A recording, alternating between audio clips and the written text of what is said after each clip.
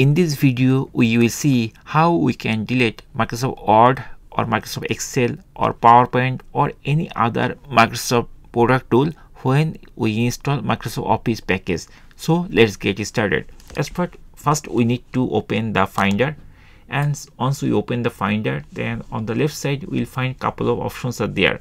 One of the option is applications.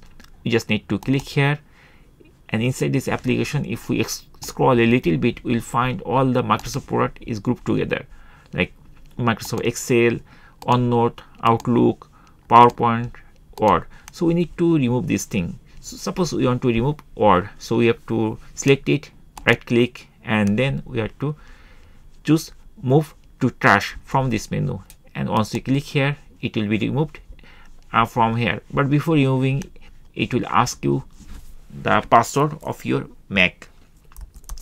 So I'm going to type the password, and then after that, if we hit OK button, then it will be removed and it's gone.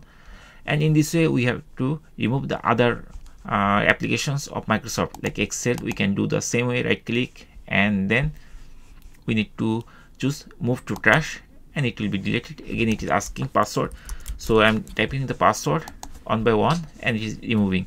Then OneNote, same way, move to trash, then password, then OK.